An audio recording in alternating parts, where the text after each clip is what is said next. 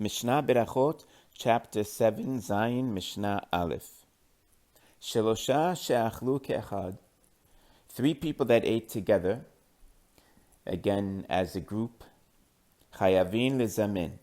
They have to do zimun and then birkat hamazon. And this chapter is about zimun, where we invite people to say birkat hamazon, like we do, either 3 people or 10 people. Achal demai, if a person ate demai, which is something that is a produce that we're not sure if tirumot or masrot were taken. Umaaser rishon shenetilat tirumato, or maaser rishon, which goes to the Levi, that was the tirumah of it was taken, because he also has to give tirumah, the Levi. Umaaser sheni, or maaser sheni, that is fruit that has to be eaten in Yerushalayim. Vehekdesh, which are consecrated foods, shenifdu, that were redeemed, meaning the maaser sheni and the hekdesh were redeemed, because you can do that and then switch it over that way without getting into details about it. All these we have to discuss, all these details. Vehashamash, and the waiter, she'achal kazait, that had a kazait. Vehakuti, which is a type of a convert. Now the law is mizamenin alehem. We do say zimun on their behalf, meaning they can join as the 3 or the 10.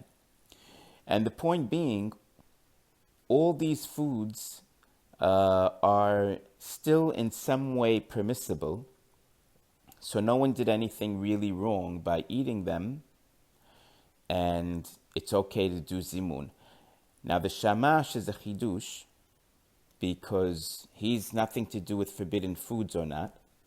He is the idea of, since he didn't sit with you, you might have thought he can't join in zimun because he's not part of the group.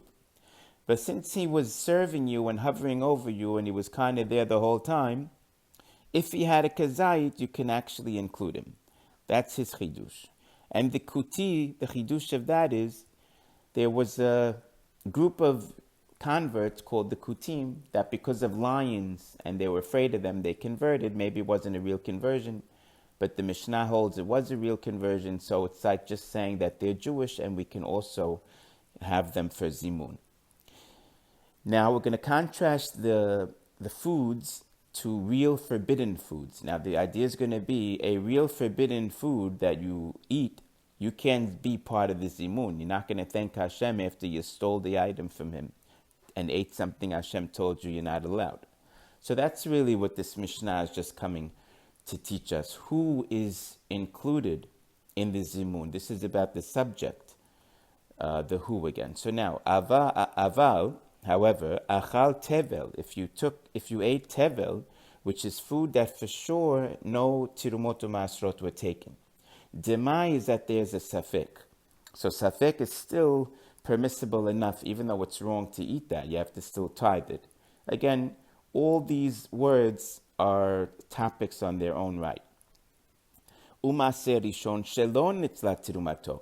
This maser rishon that has to be taken tiruma on it, and it was not yet, it's forbidden to eat. Umaser sheni vehekdesh shelon nifdu.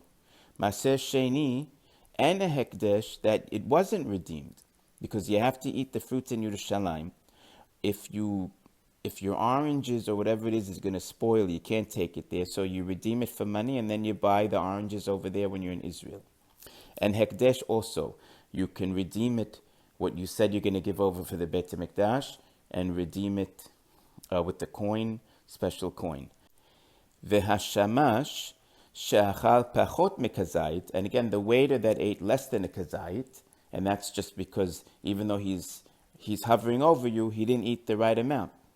V'hanochri, and a real non-Jew, en mizamenin alehem. So all these people cannot be included in the zimun. Of course, the non-Jew, we know that, but it means maybe somebody is about to convert and he didn't finish the process. So you might have thought maybe we'll let him in, but you can't until he's a full-fledged Jew.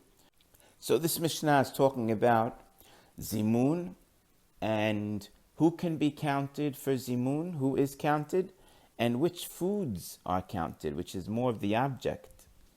So you have subject, the people, and the object, which foods are counted. So that's how you could summarize this Mishnah.